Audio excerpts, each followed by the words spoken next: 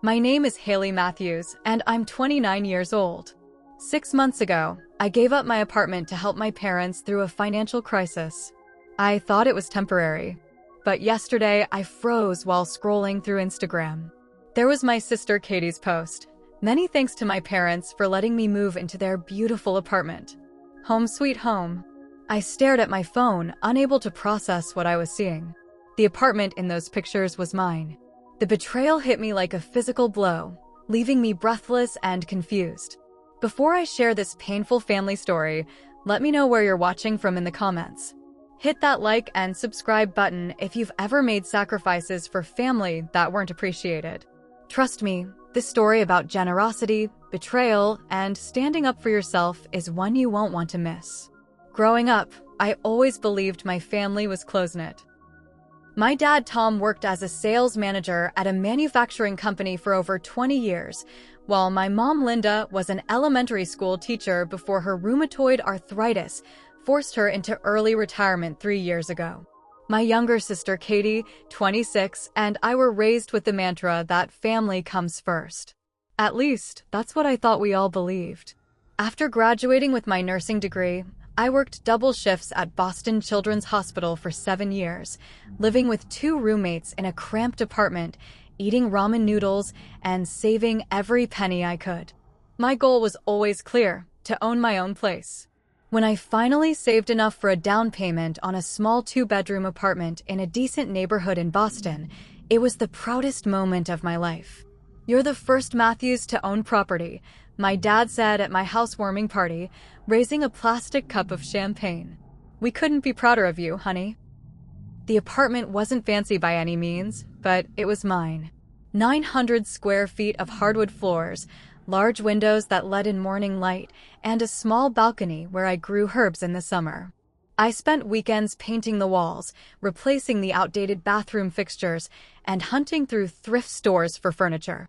Each improvement made it feel more like home. "I can't believe you redid the kitchen backsplash yourself," my friend Amber said during one of our Sunday brunches at my place. "This apartment is so you, Haley." It was true.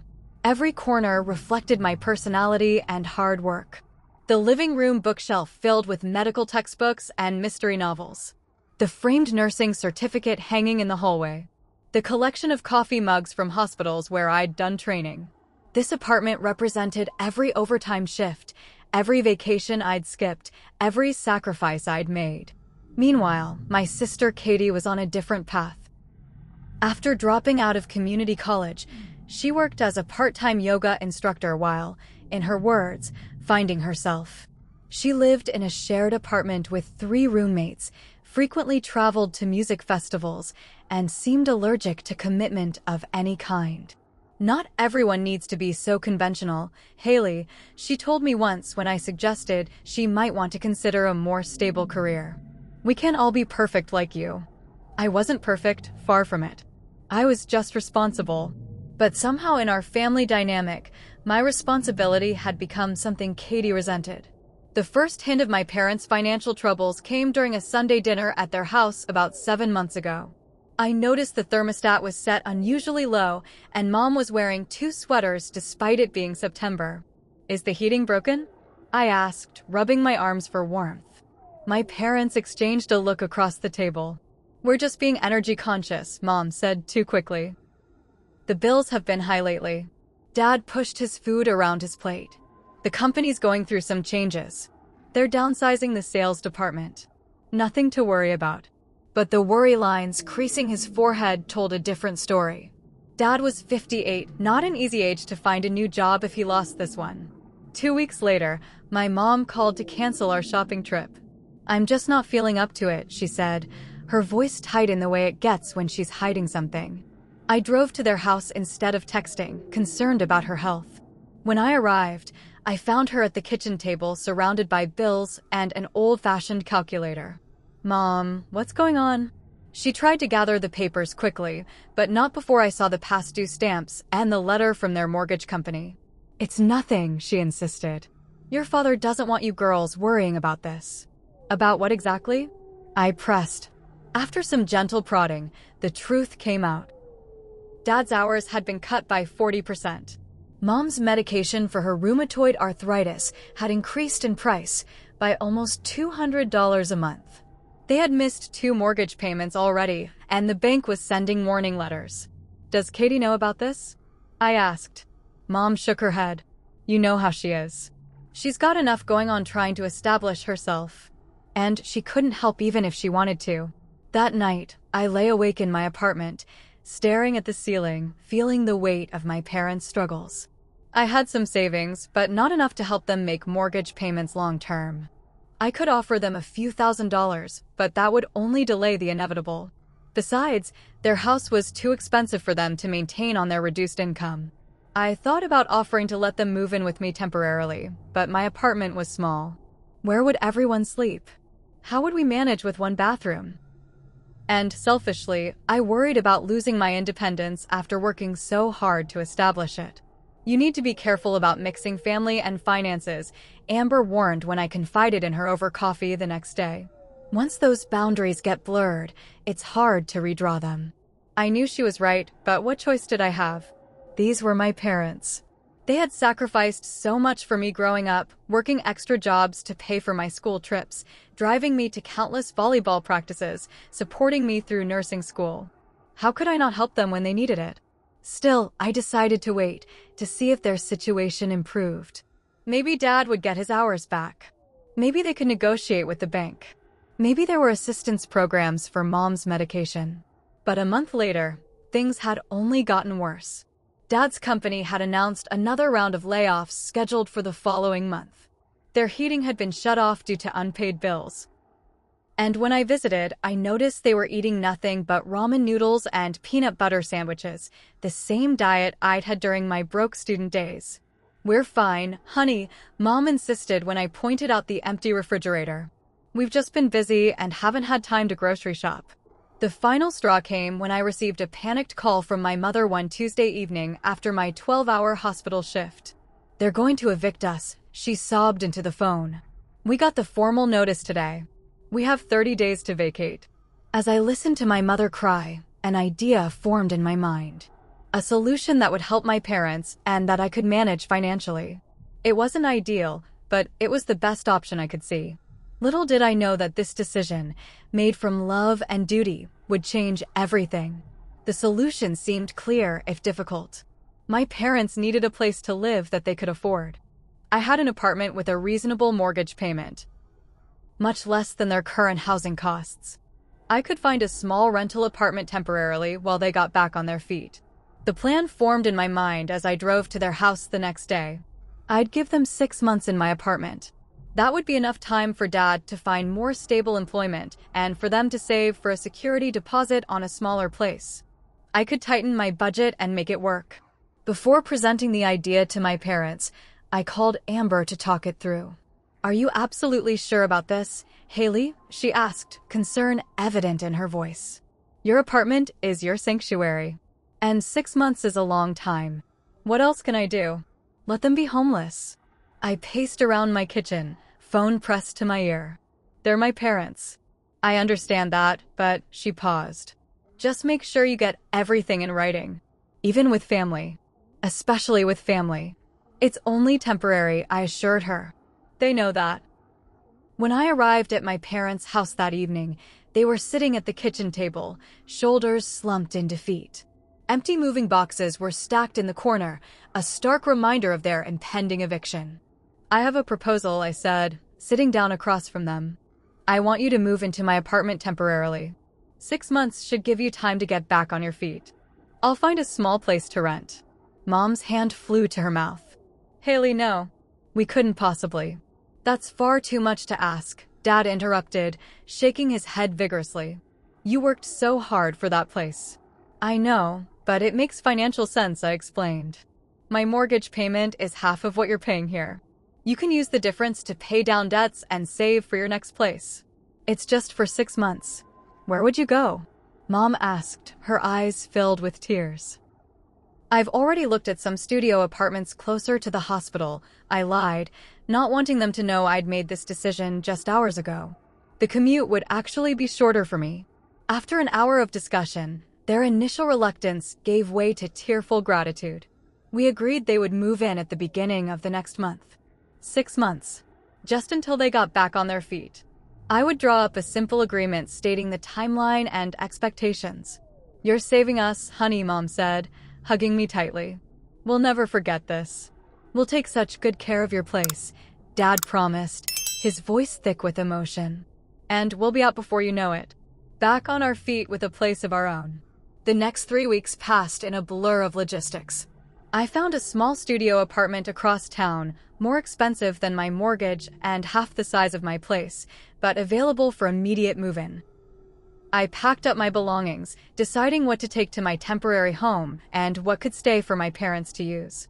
Each item I packed brought a pang of sadness. The vintage coffee table I'd refinished myself. The comfortable reading chair positioned perfectly by the window. The kitchen I'd updated with new cabinet hardware and backsplash. I was leaving behind not just furniture, but a space I'd created for myself. "You're doing the right thing," I told my reflection in the bathroom mirror as I packed up my toiletries. "It's only 6 months." The day my parents moved in, we ordered pizza and ate it on the floor since their furniture wouldn't arrive until the following day. Mom kept wiping away tears, overwhelmed by the gesture. Dad kept squeezing my shoulder, unable to find adequate words to express his gratitude. "Here's the agreement I mentioned," I said, pulling out the simple contract I'd typed up. It outlined the 6-month timeline, stated that they would cover the utilities and maintain the apartment, and clarified that this was a temporary arrangement. "You don't need this, honey," Mom said, looking hurt. "We're family. It's just to make sure we're all on the same page," I explained gently. Amber thought it would be a good idea to have everything in writing. Dad picked up a pen. "Your friend is smart. It's a good business practice, even among family. Maybe especially among family." He signed his name at the bottom, then slid the paper to Mom, who signed reluctantly. As I prepared to leave, Mom hugged me tightly. "We're going to make this right, Haley. I promise. This is just a blip, and soon everything will be back to normal." I handed them my keys, keeping one spare for emergencies, and took one last look around my apartment before closing the door. In the hallway, tears finally escaped, running down my cheeks as I wheeled my suitcase toward the elevator. The studio apartment felt alien that first night. The walls were an institutional beige, the carpet worn in places. Traffic noise filtered through the thin windows, and the neighbor's television blared through the wall until 2 in the morning. I lay on my unfamiliar bed, reminding myself that this discomfort was temporary. 6 months would pass quickly. I unpacked minimally, leaving most of my belongings in boxes stacked against the wall. Why bother making this place feel like home when it wasn't? This was just a way station, a brief detour before returning to my real home. That first week, my parents called daily with updates and repeated thanks. Mom sent photos of the potted herbs they'd moved to the balcony. Dad proudly reported fixing the squeaky bathroom door that I'd never gotten around to. "We're taking such good care of your home," Mom assured me. "It'll be waiting for you exactly as you left it." I believed them completely. After all, we had an agreement. And more importantly, we were family. I had no reason to doubt their word. The first month in my studio apartment was an adjustment, to put it mildly. The 45-minute commute to the hospital meant waking up at 5 instead of 6. The building's shared laundry facilities required hoarding quarters and planning my entire Sunday around securing a machine. And the financial strain of paying rent significantly higher than my mortgage made me scrutinize every purchase.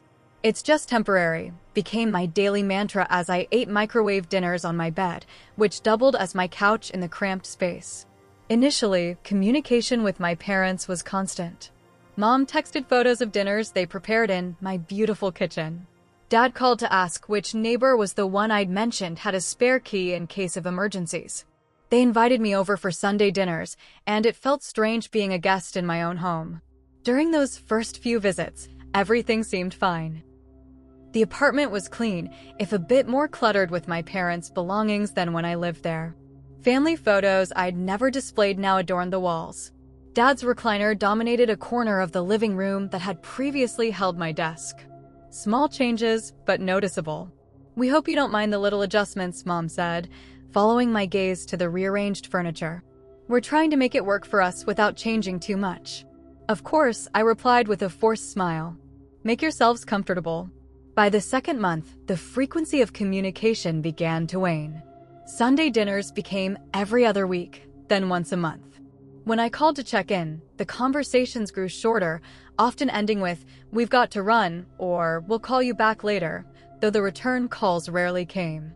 One evening, I stopped by unannounced with some mail that had been delivered to my studio by mistake. When my mom opened the door, she seemed flustered. "Haley, we weren't expecting you." Behind her, I could see moving boxes in the living room, not packed up, but rather being unpacked. Brand new throw pillows adorned the couch. A large potted plant I'd never seen before stood in the corner. "Just dropping off some mail," I said, peering past her. "Are those new curtains?" "Oh, yes," she said, accepting the envelopes from my hand. "The others let in too much light in the morning. Your father couldn't sleep." I wanted to point out that I'd chosen those curtains specifically for the morning light I loved, but bit my tongue. They were trying to make the space work for them. Temporarily. "How's the job search going for Dad?" I asked.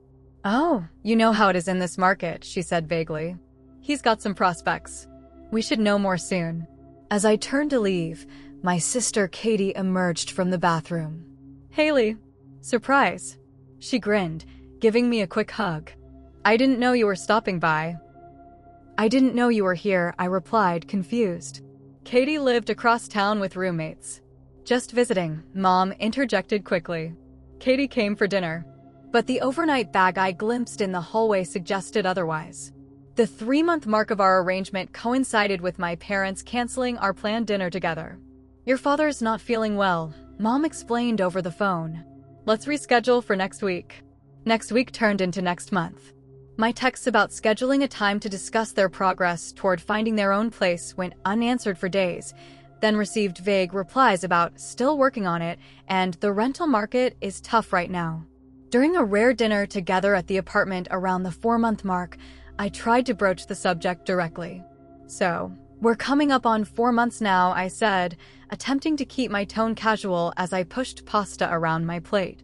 "Have you started looking at places yet?" An uncomfortable silence fell over the table. Dad cleared his throat. "We've seen a few," he said without meeting my eyes. "Nothing suitable yet. The rental prices are just outrageous," Mom added quickly. "For what they're asking, we might as well be paying our old mortgage. And most places want first and last month's rent plus security deposit," Dad continued. "We're still building our savings back up." I nodded, trying to be understanding. "I know it's tough.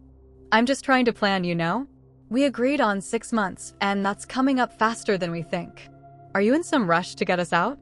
Mom asked, her tone suddenly defensive. "No, of course not," I backpedaled, surprised by her reaction. "I just want to make sure we're all on the same page."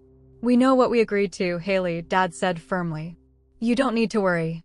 As I helped clear the dishes, I noticed Katie's jacket hanging by the door and her yoga mat in the corner. "Is Katie here again?" I asked. "She stays over sometimes when her roommate has company," Mom explained. "The walls in her apartment are paper thin. Poor thing." "That must be tough," I replied, wondering how often sometimes actually was. The next day at work, I couldn't focus. My patient charts took twice as long to complete, and I nearly administered the wrong dosage of medication before a colleague caught my error. "Everything okay, Haley?" Jordan, one of the other nurses, asked during our break. "You seem distracted." I hesitated, then found myself pouring out the whole situation: my apartment, my parents, the seemingly shifting timeline, and my growing concerns. "Family situations are tough," Jordan said sympathetically. "But it sounds like you need to set some firmer boundaries. Your generosity doesn't mean you gave up your rights to the apartment." "I know," I sighed. "I just don't want to seem ungrateful or selfish." "There's nothing selfish about expecting people to honor their commitments," she pointed out. "Even family." Jordan's words stayed with me for days. Was I being taken advantage of? Or was I overreacting to normal family dynamics during a difficult time? My unease grew when I received my mail and found a magazine addressed to Katie at my apartment address. Not my parents' temporary address, my address. As if she lived there. 5 months into our arrangement, My suspicions had grown into a gnawing certainty that something wasn't right. I decided to stop by the apartment unannounced on a Tuesday evening. When my mom opened the door, her surprise was evident. "Haley, we weren't expecting you." I was in the neighborhood, I lied, stepping inside without waiting for an invitation. The apartment had changed dramatically since my last visit. The bookshelves that once held my nursing textbooks now displayed Katie's crystal collection. The spare bedroom that had been my home office was now clearly Katie's bedroom, with her clothes spilling out of the closet and her distinctive bohemian decor covering the walls. "What's going on?" I asked, gesturing toward the transformed room. "Why does it look like Katie lives here?" Mom's face flushed. "She's been having some issues with her roommates. We said she could stay here for a little while." "How long is a little while?" I demanded, my heart pounding. "It's not permanent," Mom assured me, though her eyes wouldn't meet mine. "Just until things settle down." "Does she know this is my apartment? That this is a temporary arrangement for you and Dad?" Before Mom could answer, the front door opened and Katie walked in, carrying grocery bags. "Hey Mom, I got that almond milk you." She stopped short when she saw me. "Oh. Hi, Haley." The tension in the room was palpable. I looked from Katie to my mother, waiting for an explanation that aligned with our original agreement. None came. "I think we need to talk about the timeline here," I said finally. "The 6 months we agreed to is almost up." "About that," Mom began hesitantly. "Your father and I were hoping we could discuss extending our stay, just until we're more financially stable." "And how long will that be?" I asked, trying to keep my voice steady. "We can't put an exact date on it," she replied, wringing her hands. "These things take time." I left that evening with vague reassurances, but no concrete answers. The knot in my stomach had grown into a boulder. I called Amber as soon as I got back to my studio. "They've moved Katie in," I told her, pacing the small space. "And now they're talking about extending beyond our 6-month agreement." "I hate to say I told you so," Amber said gently, "but family and finances are a dangerous mix." "What do I do now?" I asked, fighting back tears of frustration. "You need to have a serious conversation with all of them. Remind them of the agreement they signed. Set a firm move-out date." I promised her I would, but first, I needed time to gather my thoughts and prepare for what would likely be a difficult confrontation. The next day, my supervisor Nancy noticed my distraction during our staff meeting. "Everything okay, Haley?" she asked after pulling me aside. I gave her the condensed version of my situation. "Family dynamics are complicated," she said thoughtfully. "But remember, helping others shouldn't mean harming yourself. You matter too." Her words resonated deeply. In my effort to help my parents, I'd allowed my own needs and boundaries to be disregarded. The 6-month mark of our arrangement was approaching, and it was time for a serious conversation about their plans to move out. I decided to wait until the weekend to have this discussion. I wanted to be calm and prepared. I spent the week rehearsing what I would say, determined to be firm but compassionate. But the evening before our planned discussion, everything changed. I was scrolling through Instagram when I saw it, Katie's post that stopped me cold. There was my sister, standing in my living room, surrounded by moving boxes. The caption read, "Many thanks to my parents for letting me move into their beautiful apartment. Home sweet home. #blessed #new beginnings." The comments section was worse. Friends congratulating her on her new place. My mother responding with heart emojis. My father commenting, "We're so happy you love your new home, sweetie." My hands shook as I zoomed in on the photos. Katie's clothing filled the closet I had built extra shelves for. Her meditation cushion sat in the corner where my reading chair had been. The apartment, my apartment, had been completely transformed. This wasn't a temporary arrangement anymore. They had given my home to my sister. And from the looks of it, none of them planned on leaving anytime soon. I stared at Katie's Instagram post until my eyes burned, scrolling through the comments in disbelief. Friends and family were congratulating her as if this had been the plan all along. As if my apartment had magically become hers through some legitimate means. "So happy for you, Katie. The place looks amazing. Wow, great apartment. When's the housewarming party? Your parents are the best. So generous." Each comment felt like a knife twisting deeper. No mention of me, of my sacrifice, of the fact that this was supposed to be temporary. Had everyone conveniently forgotten that this was my apartment? That I owned it? Then I saw my cousin Melissa's comment. I thought this was Haley's place? Katie's reply made my stomach drop. My parents have been living here for months. They decided I needed the stability more than Haley does since she can afford rent on her own. Family helps family. I called my parents immediately, my hands shaking so badly I could barely hold the phone. The call went straight to voicemail. I texted, "We need to talk now about Katie's Instagram post." No response. Sleep was impossible that night. I tossed and turned in my tiny studio, replaying every conversation, every interaction from the past 6 months. Had this been their plan all along? To move in temporarily with no intention of leaving? To gradually move Katie in and claim my space as their own to give away?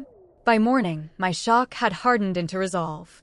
I called in sick to work for the first time in years and drove to my apartment, because it was still my apartment, regardless of who was currently living there. I pressed the buzzer repeatedly until someone finally answered. "Who is it?" Katie's voice crackled through the intercom. "It's Haley." "Open the door." A long pause. "Now's not really a good time." "Open the door, Katie, or I'm using my key." Another pause, then the buzz of the door unlocking. I took the stairs 2 at a time, too agitated to wait for the elevator. When I reached my apartment, Katie opened the door just enough to peek out, still in her pajamas despite it being almost noon. "Hey, Haley," she said cautiously. "What's up?" "What's up?" I repeated incredulously, pushing the door open wider and stepping inside. "Are you serious right now?" My parents appeared from the kitchen, both looking uncomfortable but not particularly surprised to see me. "Haley," my father started, "we were going to call you today." "To tell me what?" I interrupted, my voice rising. "That you've given my apartment to Katie? That the temporary arrangement we agreed to, that you signed a paper agreeing to, was actually permanent in your minds." "Let's all calm down," my mother said, gesturing toward the couch. "We can discuss this rationally." I saw Katie's Instagram post, I continued, ignoring her suggestion to sit. "Many thanks to my parents for letting me move into their beautiful apartment." I mimicked Katie's voice. "Their apartment? This is my apartment. I own it. I pay the mortgage." "Technically, you're not paying the mortgage right now," Katie pointed out. "Mom and Dad are." I stared at her, speechless for a moment. "Because I'm paying rent on a studio apartment I never wanted. Because I was helping them through a tough time. And we appreciate that," Dad said, his tone placating. "But your sister needs a stable living situation too. You're established in your career. You can afford rent." "So this was the plan all along?" I asked, looking from one face to another. "Move in temporarily, then just never leave? Give my place to Katie without even discussing it with me?" "It wasn't planned," Mom insisted. "It just evolved this way." Katie's roommate situation became unbearable. She needed a place to stay. "And what about me?" I demanded. "What about what I need?" "I gave up my home to help you, and this is how you repay me." "You're being a bit dramatic," Katie said with an eye roll. "It's just an apartment." "Just an apartment?" I repeated, my voice breaking. "I worked double shifts for 7 years to save for the down payment. I renovated this place myself. This is my home."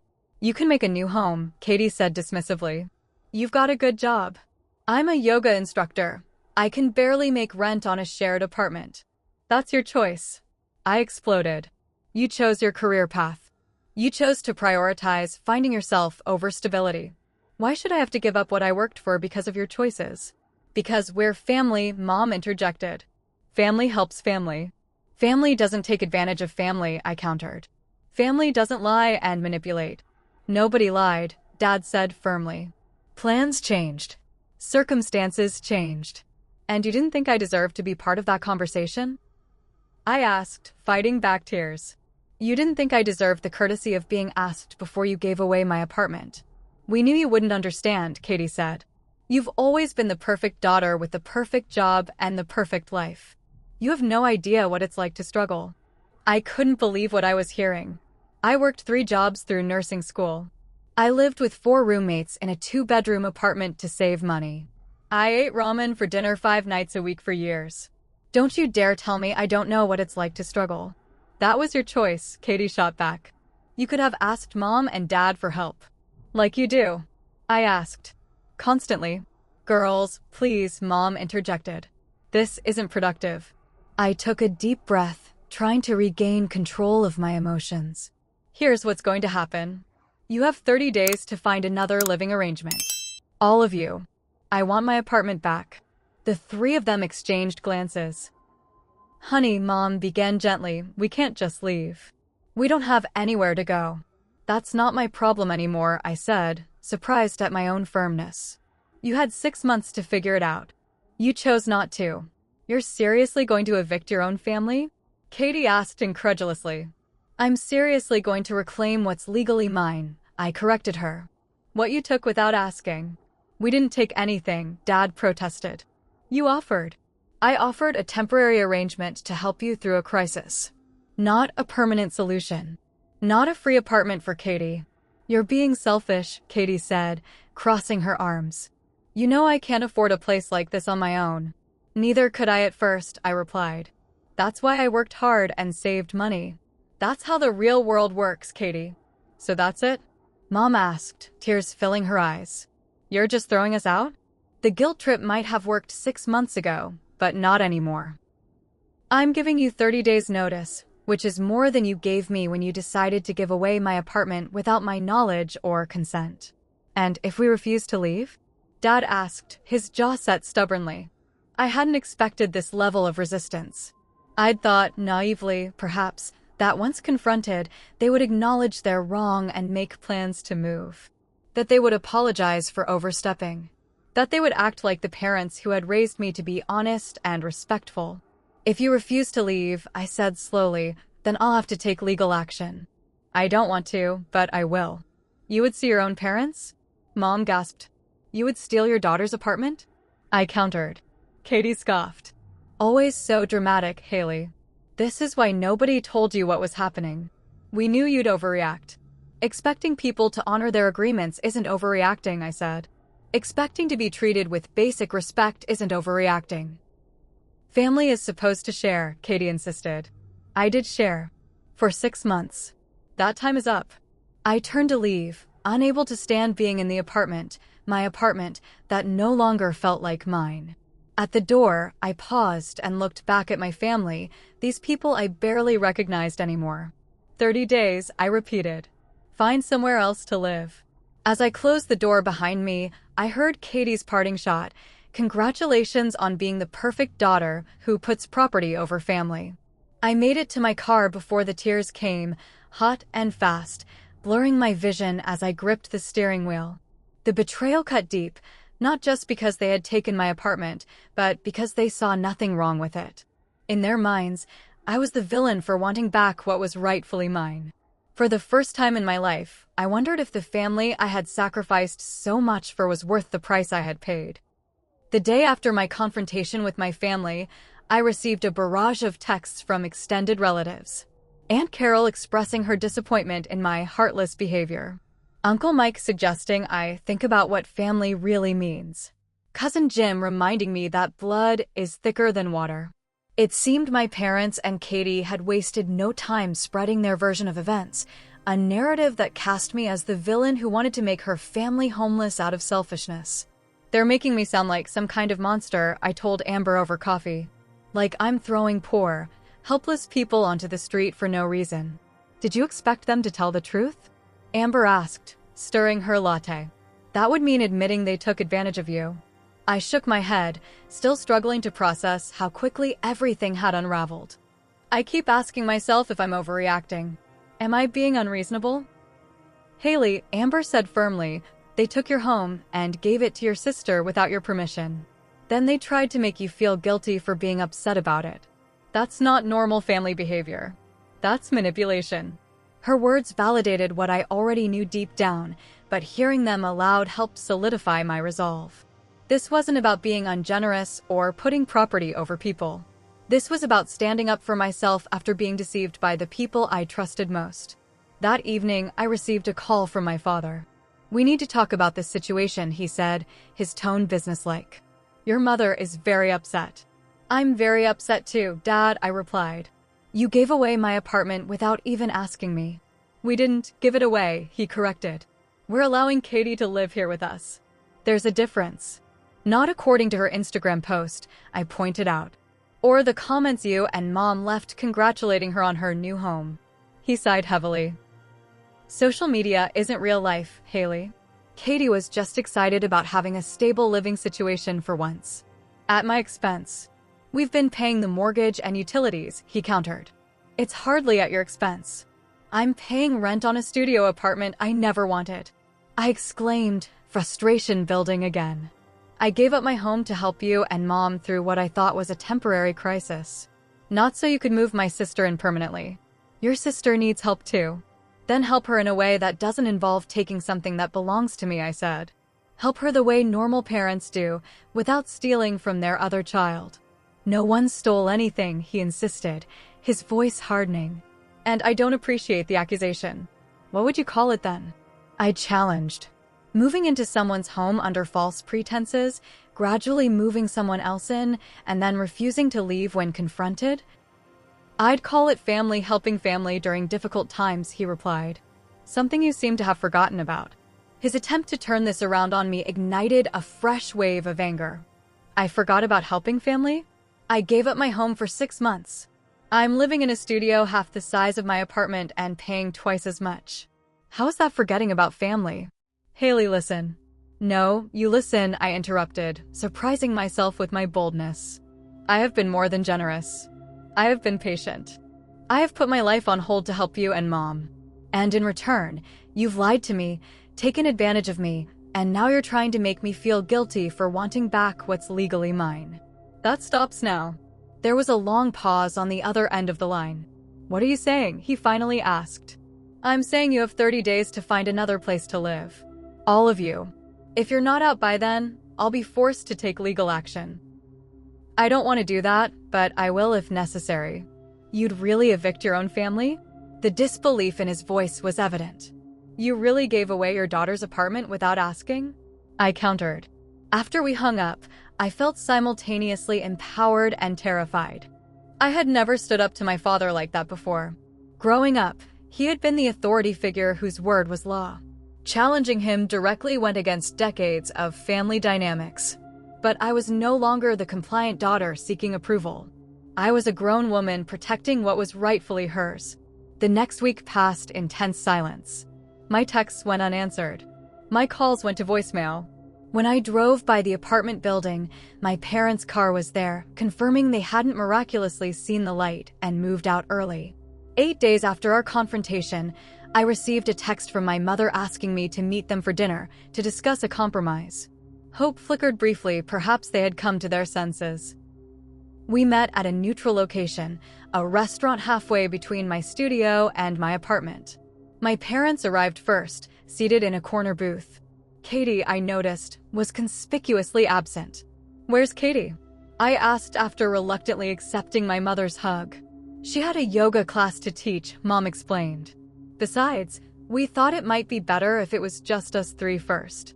After ordering drinks, Dad cleared his throat. We've been talking, and we understand your position better now. My eyebrows raised in surprise. You do? Yes, Mom nodded. We should have discussed Katie moving in with you directly. That was our mistake. The admission, while falling short of a full apology, was more than I'd expected. Thank you for acknowledging that, I said cautiously. We'd like to propose a solution, Dad continued. One that works for everyone. I waited, hopeful despite my better judgment. We'd like to buy the apartment from you, he said. We've looked at our finances, and with some help from your Aunt Carol, we can offer you the price you paid for it 3 years ago. My jaw dropped. The price I paid 3 years ago? Before I renovated it? Before property values in that neighborhood increased by 15%. It's a fair offer, Dad insisted. You'd get back your initial investment. And lose thousands in equity, I pointed out. Not to mention all the work I put into improving the place. We thought you'd be happy with this compromise, Mom said, looking genuinely confused. You get your money back, and we get to stay in the apartment. Katie gets stability. Everyone wins. Except me, I said. I lose my home, I lose the equity I've built, and I lose the improvements I made. How exactly am I winning in this scenario? You'd be helping your family, Dad said, as if that should be compensation enough. I've been helping my family for 6 months, I replied. All I've gotten in return is betrayal and manipulation. That's not fair, Haley, Mom protested. No, what's not fair is what you're doing to me, I said, my voice rising despite my efforts to stay calm. What's not fair is moving my sister into my apartment without my knowledge or consent. What's not fair is trying to buy my property at below market value and acting like you're doing me a favor. Lower your voice, Dad hissed, glancing around the restaurant. People are staring. I don't care, I said, though I did lower my volume slightly. I'm done being manipulated by you. I'm done being the only one expected to sacrifice in this family. That's not true, isn't it? When has Katie ever been asked to sacrifice anything? When have you and Mom ever prioritized my needs over hers? They exchanged uncomfortable glances, but offered no rebuttal. I'm not selling my apartment, I said firmly. Especially not at a loss. You still have 22 days to find another place to live. I suggest you start looking. And if we don't? Dad asked, his jaw set stubbornly. Then I'll file for formal eviction, I replied, surprised at how steady my voice remained despite the churning in my stomach. And our relationship may never recover from that. You'd choose an apartment over your relationship with your family? Mom asked, tears welling in her eyes. I'm not the one making that choice, I said quietly. You are. By refusing to respect my boundaries and my property rights, you're the ones damaging our relationship. I stood up, no longer hungry. 22 days. Please don't make this harder than it needs to be. As I walked away, I heard my father mutter, she always was stubborn. Just like her grandmother. It wasn't stubbornness driving me, it was self-respect. Something I was only now realizing had been in short supply in my relationship with my family for a very long time. The next morning, I awoke to a group text from Katie to the extended family. Update on the apartment situation. Haley is refusing our generous offer to buy her apartment. Now threatening to evict her own parents and sister in the middle of winter. Please talk some sense into her. My phone immediately began buzzing with messages from aunts, uncles, and cousins, all expressing varying degrees of shock and disappointment in my behavior. How could you do this to your own parents? Family should come before property. I always thought you were the sensible one, Haley. The onslaught was overwhelming. I turned off my phone and went to work, unable to deal with the barrage of guilt and manipulation. During my lunch break, I received an unexpected visit from my childhood friend Tyler, who worked at a nearby hospital. I saw Katie's post, he said, sitting across from me in the cafeteria. Seemed pretty one-sided, so I thought I'd check in. I gave him the condensed version of events, bracing myself for more judgment. Instead, he nodded thoughtfully. Sounds like they're taking advantage of your generosity. And now they're trying to make you the bad guy for standing up for yourself. His understanding brought unexpected tears to my eyes. Everyone else seems to think I'm being selfish. Everyone else isn't living in a tiny studio while their sister moves into their apartment, he pointed out. Besides, your parents raised you to be responsible and independent. Seems weird they'd punish you for being exactly that. Thank you, I said, grateful for his perspective. It helps to know I'm not crazy for feeling this way. You're not crazy, he assured me. But you might need some backup dealing with all this. Have you thought about getting legal advice? I hadn't, still hoping my family would come to their senses without forcing me to take that step. But as days passed with no movement toward a resolution, I realized Tyler was right. I needed professional guidance. The next day, I consulted with an attorney named Melissa who specialized in property law. Legally, the situation is straightforward, she explained after hearing my story. You own the property. They have no lease. You've given them notice to vacate. If they don't leave, we can file for eviction. And morally? I couldn't help asking. She smiled sympathetically. I'm not an ethics professor, but from where I sit, you've been more than generous. You gave them 6 months in your home. You're giving them 30 days notice now, which is more than legally required. You've tried to negotiate in good faith. They're the ones refusing to honor their commitments. Hearing it laid out so clearly helped solidify my resolve. I wasn't the villain in this story, despite my family's attempts to cast me as one. With Melissa's help, I drafted a formal eviction notice and had it delivered to the apartment the next day. The legal language was clear and unambiguous. They had to vacate the premises by the specified date or face legal consequences. That evening, my Aunt Carol called, her voice tight with disapproval. "A legal notice, Haley? Really? Is that how we handle family matters now?" "It became necessary when they refused to honor our original agreement," I explained, trying to remain calm. "Your parents raised you better than this," she chided. "After all they've done for you." "What exactly have they done for me lately, Aunt Carol?" I interrupted. "Besides take my apartment, move my sister in without my permission, and then try to buy it from me at below market value? They're your parents," she said, as if that explained and excused everything. "Yes, they are," I agreed. Which is why I expected better from them. The conversation ended with neither of us changing our positions. But something had shifted inside me. The guilt that had plagued me for days was fading, replaced by a growing certainty that I was doing the right thing, not just legally, but morally. The final confrontation came 3 days before the eviction deadline. I agreed to meet my entire family, parents, Katie, and even Aunt Carol at a neutral location to try one last time to resolve the situation amicably. At Tyler's suggestion, I brought a neutral third party, my hospital's staff mediator, who had volunteered her services when she heard about my situation. We gathered around a conference table at a community center, tension thick in the air. "I'm Janet," the mediator introduced herself. "I'm here to help facilitate a conversation, not to take sides. Can we all agree to listen respectfully and speak honestly?" Everyone nodded, though Katie's eye roll suggested her commitment was superficial at best. "Haley, would you like to start by explaining your position?" Janet prompted. I took a deep breath. 6 months ago, I offered my apartment to my parents as a temporary solution to their housing crisis. We agreed it would be for 6 months, and they signed a document confirming that understanding. Now it's been 6 months, and not only are they refusing to leave, but they've moved my sister in and are treating the apartment as if it belongs to them. All I want is for our original agreement to be honored. "Tom and Linda, your response?" Janet asked my parents. Dad cleared his throat. "We acknowledge we agreed to 6 months initially. But circumstances changed. Katie needed a stable living situation, and the apartment has enough space for the 3 of us. We offered to buy it from Haley, but she refused. At below market value, I interjected. Janet nodded. "Katie, would you like to add anything?"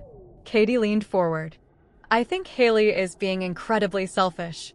She has a good job and can afford to rent or buy another place. I'm just starting out in my career and can't afford anything in this market. Family is supposed to help each other." "And I did help," I said, struggling to keep my voice steady. "I gave up my home for 6 months to help Mom and Dad. That doesn't mean I gave it up permanently." "But why do you need it back so badly?" Mom asked. "What's so special about this specific apartment?" "It's mine," I said simply. "I worked for it. I saved for it. I renovated it. It's my home." "Homes can be replaced," Aunt Carol commented from the side. "So can roommates," I replied, looking at Katie. "You could find a new living situation instead of taking mine." The conversation continued in circles, with my family consistently returning to the theme that I was being selfish for wanting my own property back, while I maintained that they were the ones overstepping boundaries. Finally, Janet asked the key question. Is there any compromise solution where everyone gets some of what they need? A heavy silence fell over the room. I had already compromised by giving them 6 months in my home and then offering 30 days to find new accommodations. What more could I reasonably be expected to give? "I've already offered more than I should have had to," I said finally. "I gave 6 months. I gave notice. I've been patient. At this point, the only acceptable outcome is for all of you to move out by the deadline." "Then I guess we're done here," Dad said, standing up. "If Haley won't budge, neither will we." "What does that mean?" I asked, alarmed. "It means we're not going anywhere," Katie declared defiantly. "You'll have to drag us out." "If that's your decision, then yes, legal action will proceed," I said, my heart breaking even as I stood my ground. "I don't want it to come to that," but I will not be manipulated or taken advantage of anymore, even by family. As they filed out, my mother paused at the door. For a moment, I thought she might offer some conciliatory words, some acknowledgement of how they had hurt me. Instead, she simply said, "I never thought you'd choose an apartment over your family, Haley. I raised you better than that." The door closed behind her, leaving me alone with Janet. For what it's worth, the mediator said quietly, "You're not choosing an apartment over family. You're choosing self-respect over manipulation. There's a difference." Her words stayed with me as I drove back to my studio, the weight of the impending legal battle heavy on my shoulders. But beneath the sadness and anxiety, a small spark of pride was growing. For perhaps the first time in my adult life, I was standing firm in my own worth, refusing to be the family doormat any longer. Whatever happened next, I would face it with the knowledge that I had tried every reasonable approach to resolve this situation. The rest was up to them. The deadline came and went. My parents and Katie remained in my apartment, forcing me to proceed with the formal eviction process. On my attorney Melissa's advice, I filed the necessary paperwork with the court and prepared for what would likely be a messy legal battle. In most cases like this, once they receive the court summons, they realize you're serious and decide to move out before the hearing, Melissa explained as we reviewed the documents in her office. People rarely want to face a judge when they're clearly in the wrong. "You don't know my family," I replied grimly. "Especially Katie. She can be incredibly stubborn when she thinks she's right. Even the most stubborn people usually back down when confronted with legal consequences," Melissa assured me. "The important thing now is to limit communication except through me. No emotional texts, no phone calls. Everything needs to go through proper channels." Following her advice was harder than I anticipated. The barrage of messages from family members continued relentlessly. Aunt Carol called daily, alternating between guilt trips and angry tirades. Uncle Mike sent lengthy emails explaining my moral obligation to family. Cousins I hadn't spoken to in years suddenly had strong opinions about my character. Worse were the messages from my parents, particularly my mother's texts that oscillated between martyrdom, "I guess all those years of sacrificing for you meant nothing," and nostalgia, "Remember when you were little and I nursed you through pneumonia? I never left your side for 3 days." Each message was designed to hit me where I was most vulnerable, my love for my family and my fear of losing them. Each one had to be left unanswered, per Melissa's instructions, which only increased my sense of isolation. One unexpected source of support came from my childhood friend Tyler, who started dropping by my studio with takeout food and a sympathetic ear. "Your parents probably think they're doing the right thing," he observed one evening as we shared Chinese food. "They see Katie struggling and want to help her. The problem is they're helping her at your expense, and they've convinced themselves that's okay because you're the responsible one who can handle it." "Being responsible shouldn't be punished," I said, poking at my lo mein without much appetite. "It shouldn't," he agreed. "But family dynamics are weird. Sometimes we get locked into roles from childhood that don't make sense anymore." Tyler's insights helped me understand the situation from a different perspective. It didn't excuse my family's behavior, but it helped explain it. I had always been the achiever, the one who had everything together. Katie had been the free spirit who needed protection and support. Those dynamics had worked when we were children, but they had become toxic in adulthood. The stress began taking a physical toll. I lost weight. Dark circles appeared under my eyes. I found myself making small errors at work, nothing dangerous, but uncharacteristic for someone usually so detail-oriented. "You should talk to someone," my supervisor Nancy suggested after noticing me zone out during a staff meeting. "The hospital has resources. Therapists who understand family conflict." Initially, I resisted the idea. Therapy felt like an admission that I couldn't handle my problems on my own. But as the legal process dragged on and my sleep deteriorated further, I realized I needed professional support. Dr. Reynolds, the therapist I began seeing weekly, helped me navigate the complex emotions surrounding the family conflict. "You're grieving," she observed during our second session. "Not just the potential loss of your apartment, but the loss of the family relationship you thought you had." "I never imagined they could do something like this," I admitted. I always thought we were close, that we respected each other. Family relationships often operate on unspoken expectations and assumptions, she explained. When those are violated, it can be profoundly disorienting. Through our sessions, I began to recognize patterns in my family dynamics that had contributed to the current situation. How I had always been expected to be the responsible one, the peacemaker, the one who sacrificed for others. How Katie had been permitted, even encouraged, to prioritize her own needs and desires. How my parents had enabled her dependence while expecting independence from me. Setting boundaries isn't selfish, Dr. Reynolds reminded me repeatedly. It's necessary for healthy relationships. 3 weeks after filing the eviction paperwork, my father reached out through an unexpected channel. He called Amber, asking her to arrange a meeting with me. He says they want to discuss a new compromise, Amber reported after the awkward conversation. Something about buying you out at market value now. I consulted with Melissa before agreeing to the meeting. I'll go with you, she offered, to keep things focused on the legal aspects and prevent emotional manipulation. We met at Melissa's office, neutral territory with the added benefit of professional surroundings. My parents arrived alone. Katie was conspicuously absent. Thank you for agreeing to meet, my father began, looking more tired than I'd ever seen him. We've been doing a lot of thinking. We want to resolve this without going to court, my mother added, her hands fidgeting nervously with her purse strap. I'm listening, I said, careful to keep my tone neutral. We're prepared to buy the apartment from you at full market value, Dad explained. We've secured financing through Aunt Carol and Uncle Mike. A fair transaction that gives you what the apartment is worth and allows us to stay. I glanced at Melissa, who nodded slightly, indicating this was at least a legitimate offer worth considering. Why the change of heart? I asked. A few weeks ago, you were offering me the price I paid 3 years ago. My parents exchanged glances. We've spoken with a lawyer of our own, Dad admitted. He made it clear that legally, we don't have a strong position. The apartment is yours, and the court will almost certainly order eviction. So this isn't about recognizing that what you did was wrong, I clarified. It's about avoiding losing in court. It's about finding a solution that works for everyone, Mom insisted. You get fair market value for your property. We get to stay in a place that works for us. Katie gets stability. And what do I lose?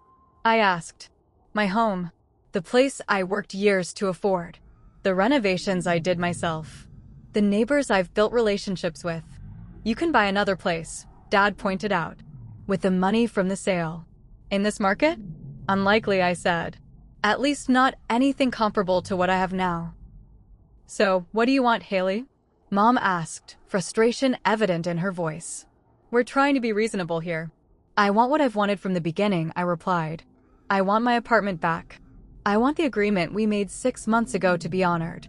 I want my family to respect my boundaries and my property rights. And if we buy the apartment, it wouldn't be your property anymore, Dad argued. It would be ours, fair and square. I shook my head.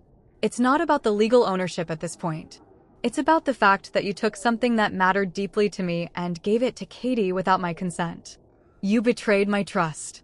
Buying the apartment now doesn't undo that betrayal. So you're refusing our offer? Dad asked, his expression hardening. I'm declining to sell, I corrected him, as is my right as the property owner. The meeting ended shortly after, with no resolution reached. As they left, my mother turned back, tears in her eyes. We're still your parents, Haley. We still love you. Can you find it in your heart to compromise? I did compromise, I reminded her gently. For 6 months. Now I'm simply asking for what's rightfully mine. The eviction hearing was scheduled for the following week. I spent the intervening days in a state of constant anxiety, torn between standing my ground and the fear of permanently damaging my relationship with my family. The night before the hearing, I received a text from Katie, the first direct communication from her in weeks. I hope you're happy. Mom cried herself to sleep tonight because of you. I didn't respond, though my finger hovered over the keyboard for several minutes. There was nothing I could say that would make her understand my perspective if she hadn't already. The morning of the hearing, I dressed carefully in my most professional outfit and met Melissa at the courthouse. My stomach was in knots as we waited in the hallway for our case to be called. "They're not here yet," I observed, checking my watch. We were 20 minutes early, but I had expected my family to arrive promptly, given the stakes. "Let's wait inside," Melissa suggested, guiding me toward the courtroom. As we approached the doors, I heard my name called. Turning, I saw my father hurrying down the hallway alone. "Haley, wait," he called, slightly out of breath. "We need to talk." Melissa stepped forward protectively. "Any communication should go through me at this point, Mr. Matthews." "Please," he said, addressing me directly. 5 minutes. That's all I'm asking. I hesitated, then nodded to Melissa. "It's okay. I'll hear him out." We moved to a quiet corner of the hallway, Melissa staying within eyesight but giving us enough space for privacy. "Where are Mom and Katie?" I asked. "At the apartment," he replied. "Packing." I blinked in surprise. "Packing?" He nodded, looking more defeated than I'd ever seen him. "We're moving out. Today." Katie found a 2-bedroom apartment she can share with a coworker. "Your mother and I are staying with Aunt Carol until we find something permanent." "Why the sudden change?" I asked, suspicious of this 11th-hour capitulation. "Because your mother and I realized what we were about to lose," he said, his voice breaking slightly. "Not just in court today, but in the bigger picture. We were about to lose our relationship with our daughter. And no apartment, no matter how convenient or affordable, is worth that." I stood speechless, absorbing his words. "I'm not saying we handled things perfectly," he continued. "We should have been more upfront about the situation with Katie. We should have discussed extending our stay instead of just assuming it would be okay. We were wrong about that." It wasn't a full admission of wrongdoing, but it was more acknowledgement than I'd received throughout this entire ordeal. "What about Katie?" I asked. "Is she on board with this?" Dad sighed heavily. "Katie is. Katie. She's angry. She thinks we're choosing you over her. It's going to take some time for her to understand that this isn't about taking sides, it's about doing what's right." "And what changed your mind about what's right?" I couldn't help asking. "Talking to your old pediatrician, Dr. Morris, at church last Sunday," he admitted. I was telling him about the situation, my version of it, anyway, expecting sympathy. Instead, he asked me what I would have done if someone had taken something that belonged to Katie without her permission. The question stopped me cold. I nodded, understanding dawning. Sometimes it took an outside perspective to break through entrenched thinking. "So what happens now?" I asked. "We'll be out by the end of the day," he promised. "The place needs some cleaning and minor repairs. Katie wasn't exactly careful with things. We'll take care of all that. And then..." He paused, "And then we hope you'll be willing to work on rebuilding our relationship, even if it takes time." The hearing was canceled, the eviction paperwork withdrawn. By that evening, I had received confirmation from the building manager that my parents had turned in their keys and vacated the apartment. According to his report, they had left it broom clean, with only minor damage to one wall where Katie had apparently hung a large macrame art piece without proper anchors. I waited a week before visiting the apartment, needing time to process all that had happened. When I finally unlocked the door and stepped inside, the space felt simultaneously familiar and foreign. The layout was the same, but subtle changes were everywhere: marks on the walls, different furniture arrangement, lingering sense of unfamiliar candles. Standing in the middle of the living room, I experienced a strange emptiness. I had one, my apartment was mine again. Yet the victory felt hollow, tainted by the knowledge of what it had cost in terms of family relationships. That night, I called Dr. Reynolds to schedule an extra session. "I got what I wanted," I told her, sitting in her office the next day. "So why don't I feel better?" "Because relationships matter to you," she replied simply. "And right now, those relationships are damaged. That's a real loss, even if you were in the right about the apartment." "So what do I do now?" I asked. "Pretend it never happened? Go back to Sunday dinners and act like everything's normal?" "Not at all," she said. "What happened was real, and pretending otherwise won't help anyone. The question is, what kind of relationship do you want with your family moving forward? And what boundaries need to be in place for that relationship to be healthy? It was a question I would spend the next several months exploring, both in therapy and in cautious, gradual reconnection with my family. Moving back into my apartment was a bittersweet experience. While I felt vindicated in reclaiming what was rightfully mine, the space held complicated memories now. Each room reminded me not only of the home I had created, but also of the family conflict that had nearly torn us apart. The first order of business was reclaiming the space physically. I changed the locks immediately, not out of lingering distrust, but as a symbolic gesture of establishing boundaries. I repainted walls, rearranged furniture, and replaced items that had been damaged or removed during my family's stay. It's like a cleansing ritual, Amber observed as she helped me hang new curtains in the living room. You're washing away the negative energy. Is that too dramatic? I asked, standing back to assess our work. After what you've been through. Not at all, she assured me. This is your home. You get to reclaim it however feels right to you. Physical restoration was the easy part. Emotional healing proved far more challenging. For the first month after moving back in, I maintained minimal contact with my family. Brief text messages were the extent of our communication. I needed space to process my feelings without the pressure of forced reconciliation. Dr. Reynolds continued to be an invaluable guide during this period. Forgiveness doesn't mean forgetting or excusing what happened, she reminded me during one session. It means choosing not to let the hurt control your future.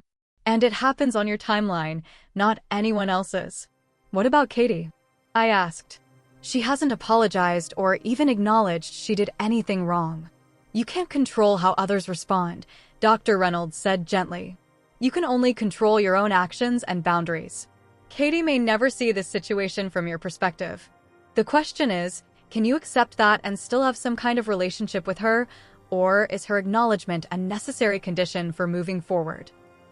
It was a question I wrestled with for weeks. Katie had always been the family favorite, the one who got away with behavior that would never have been tolerated from me. Part of me wanted to demand the accountability she had evaded her entire life. Another part recognized that such a demand might permanently sever our already fragile connection. 6 weeks after reclaiming my apartment, I received an unexpected text from my father. Your mother and I are starting family counseling next week. The therapist suggested it might be helpful if you joined us for a session when you feel ready. No pressure, just an open invitation. The message surprised me. My parents had always been of the generation that viewed therapy with suspicion, something for people with real problems, not ordinary family disagreements. I discussed the invitation with Dr. Reynolds in our next session. It's a positive sign, she noted. They're acknowledging there are issues that need professional help to address. That's significant progress. What if it's just another manipulation? I asked, my skepticism honed by recent experience. A way to make me feel guilty or pressure me into forgetting what happened? That's possible, she acknowledged. But it's also possible they're genuinely trying to understand where things went wrong. Either way, you can maintain your boundaries while still being open to the process. After careful consideration, I agreed to attend a session, with the understanding that I could leave at any point if it became unproductive or manipulative. The family counseling office was in a converted Victorian house, with comfortable furniture and soft lighting designed to put clients at ease. My parents were already seated when I arrived, both looking nervous but determined. Thank you for coming, Haley, the therapist, Dr. Patel, greeted me warmly. Your parents have shared their perspective on recent events, but I'd like to hear yours as well, if you're comfortable sharing. For the next hour, I spoke more honestly about my feelings than I ever had with my parents. I described the hurt of discovering they had given my apartment to Katie without my consent, the betrayal of trust when they refused to honor our agreement, the frustration of being cast as the villain for wanting back what was rightfully mine. To my surprise, my parents listened without interrupting, without defending themselves. When it was their turn to speak, my father went first. I've been doing a lot of thinking about why we handled things the way we did, he said, looking directly at me. And I've realized we've always had different expectations for you and Katie. We expected you to be responsible, to handle things on your own, to make sacrifices when necessary. With Katie, we expected her to need help, to struggle, to require accommodation. "That wasn't fair to either of you," my mother added softly. "We set you up in opposition to each other instead of supporting you both equally." Their insight stunned me. It was exactly what Tyler had observed weeks earlier, but hearing it from my parents themselves made it real in a way it hadn't been before. "We're not asking for forgiveness yet," Dad continued. "We know we need to earn that. But we are asking for a chance to rebuild our relationship on better terms." It was the beginning of a long, sometimes painful process of family reconstruction.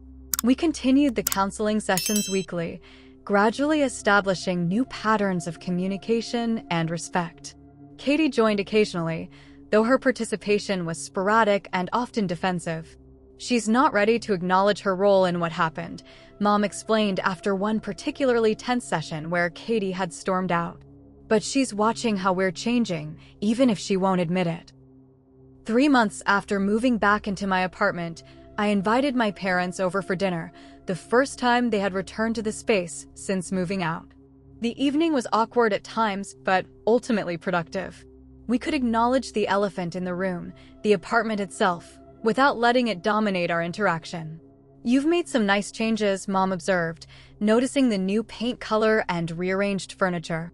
"It needed some updating," I replied, choosing not to mention that the updates were partly to erase the reminders of their unauthorized residency.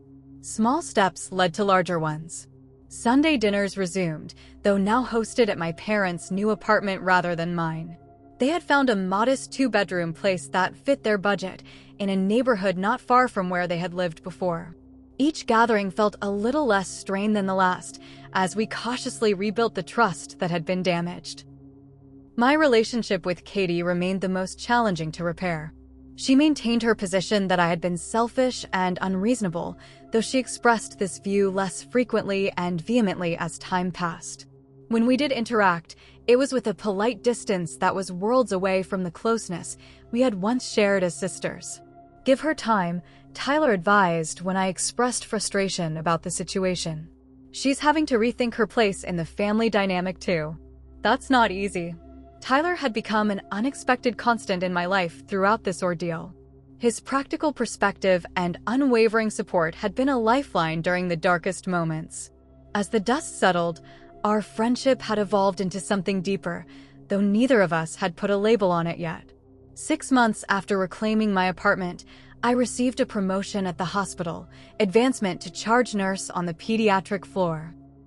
The increased responsibility came with a significant salary bump, allowing me to finally address the financial setback caused by those months of paying rent instead of my mortgage.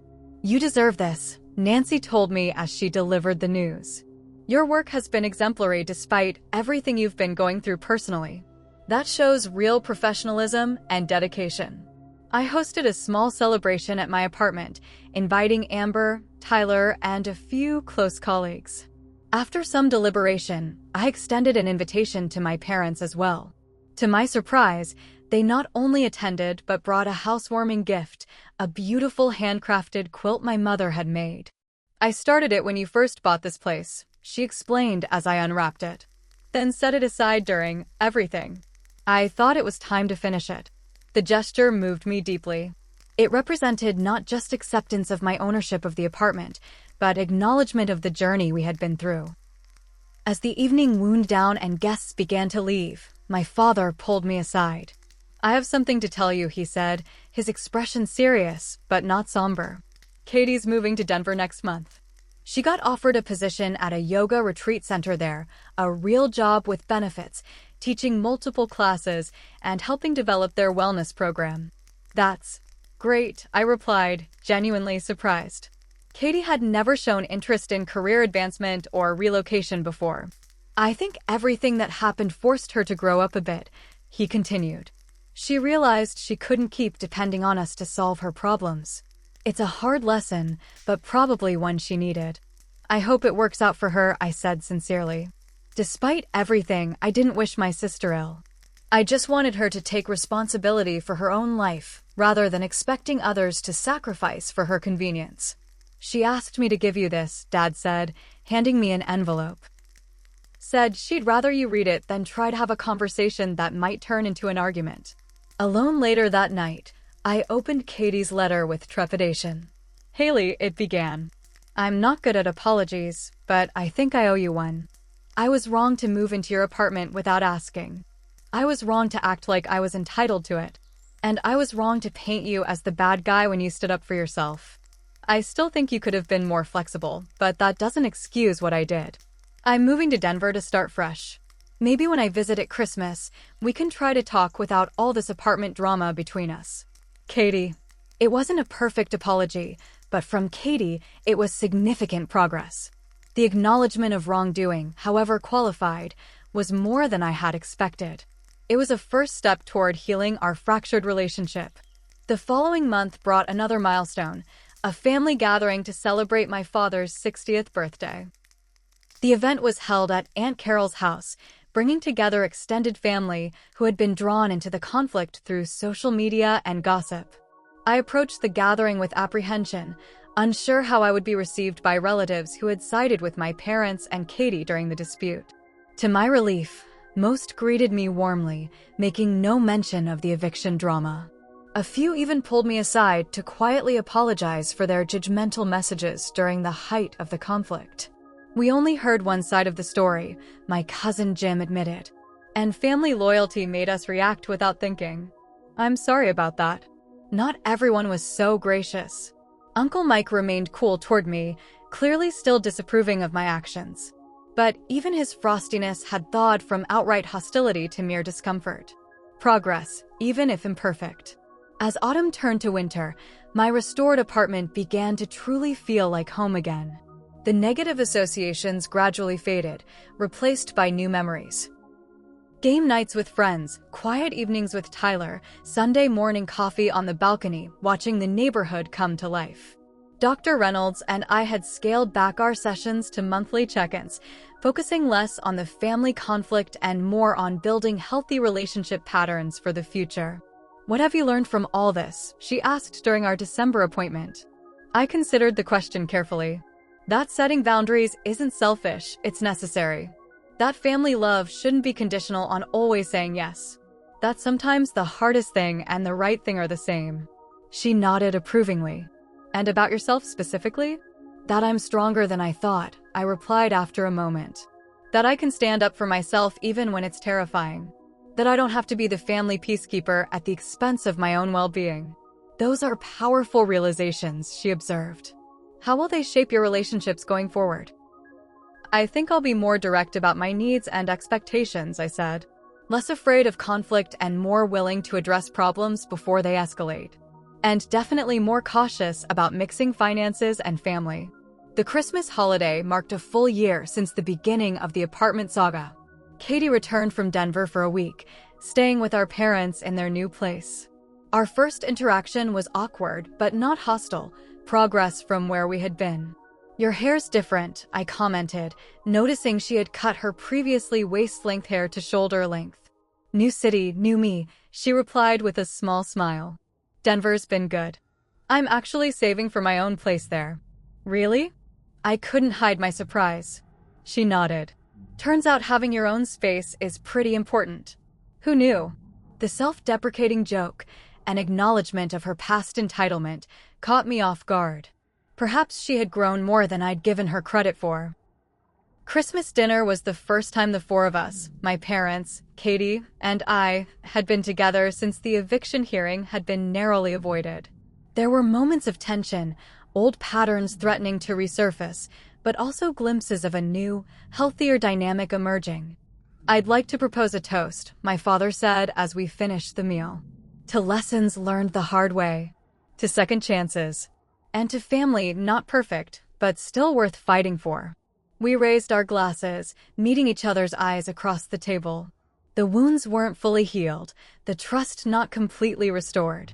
But we were finding our way back to each other, with new boundaries and greater awareness of the dynamics that had led us astray. As I drove home that night to my apartment, my home, secure in my ownership and boundaries, I felt a sense of peace that had eluded me for months. The journey had been painful, but necessary. Through it all, I had discovered my own strength and the true meaning of family. Not blind loyalty or unquestioning sacrifice, but mutual respect and support that honors each person's autonomy and worth. Have you ever had to set difficult boundaries with family members who didn't respect your property or personal space? I'd love to hear your stories in the comments below. Sometimes knowing we're not alone in these struggles can be incredibly healing. And if this story resonated with you, please like, subscribe, and share it with others who might be going through similar family challenges. Remember, standing up for yourself doesn't make you selfish, it makes you strong. Thank you for listening to my journey, and I wish you courage and clarity in navigating your own family relationships.